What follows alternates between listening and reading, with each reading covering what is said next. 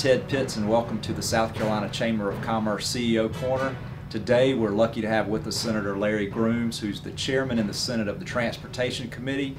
Also, back in 2007 when Act 114 was passed, played a key role in getting that legislation passed, which set forth a prioritization list that our state now follows and also restructures the governance of DOT. Senator Grooms, thanks for joining us.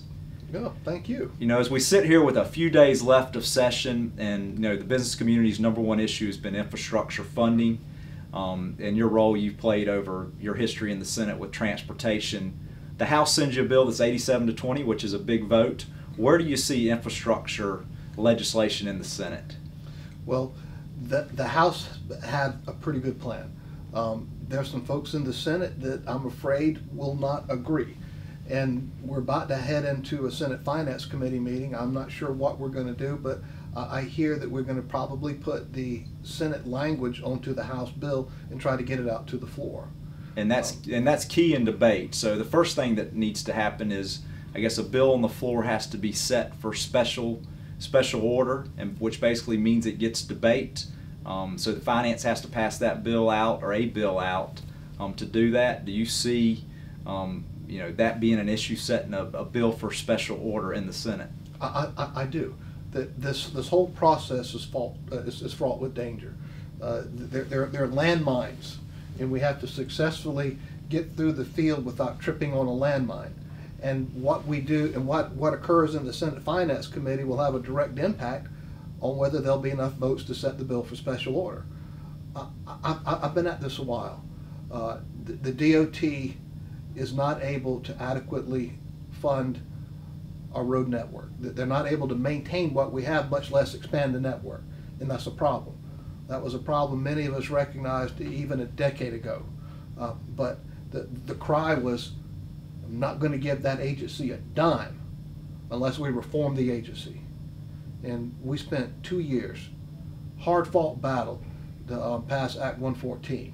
It created a cabinet-level secretary who's responsible not only for the day-to-day operations of the agency, but is also responsible for the maintenance of our roads, with direct accountability to the governor, because it's a gubernatorial appointee.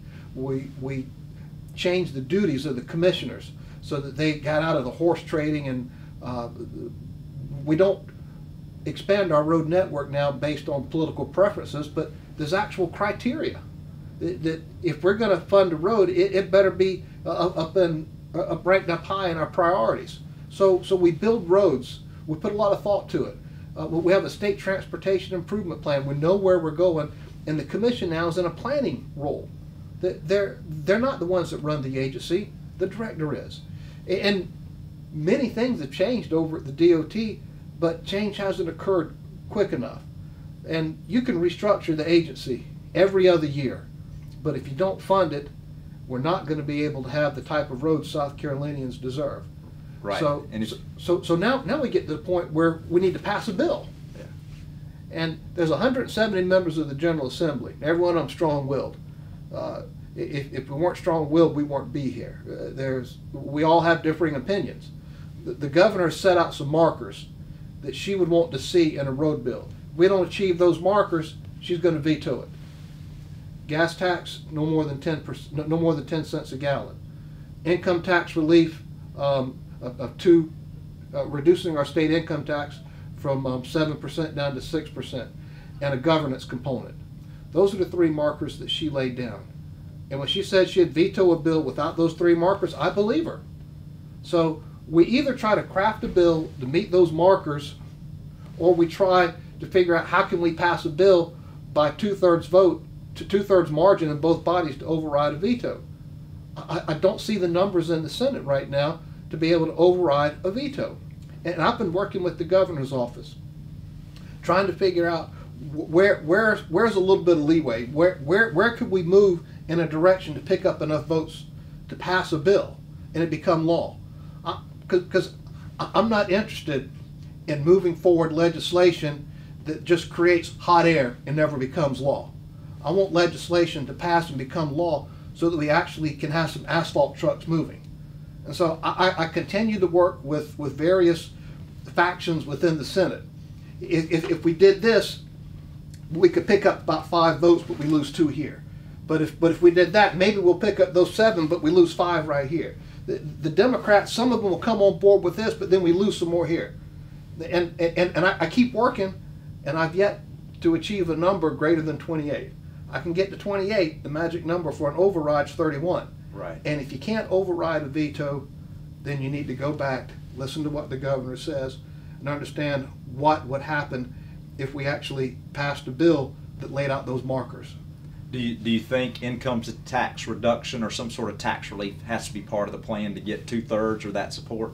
I think that has to be part of a plan to get enough votes to pass the Senate. I think that also has to be, depending on the amount of income tax relief, I think that has to be part of a plan if the governor would sign on to it. Right, and probably also has to be part of a plan for the House to be able to agree with it, because I guess that's a piece of their plan in the bill that they sent you. That's correct. So the whole process is there's landmines. Right, and then governance is another issue. You referred to the governance change in 2007. You know, actually that governance change sunsets at the end of this legislative session, and we revert back to the old way where the commission elected by the General Assembly hires the secretary. And if no bill passes this year and nothing is done to address that, on July 1st we revert back to the old form of governance. We have a giant step backwards in governance of the DOT, and right now I do not see the political will, neither in the House or in the Senate, of retaining a DOT cabinet secretary. Okay. So the alternative would be revert back to the ways that led to trouble and parochialism, that led to the horse trading, that led to us building roads where we shouldn't have built roads. It led us to a place where we expanded highways. We got 4-lane highways in parts of the state, not a lot of traffic on them, and that's a shame. It's a shame because when we do that, we end up with the 4th largest state-maintained road network in the nation.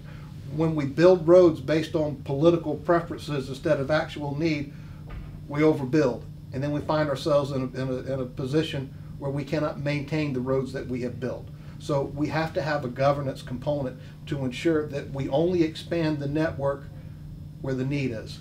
Not the political need, but the actual need in terms of lane miles traveled, in terms of what it costs to add lane capacity, in terms of safety, in terms of economic development. All those are thrown into a complicated formula, and a lot of people, it's referred to as Act 114 criteria.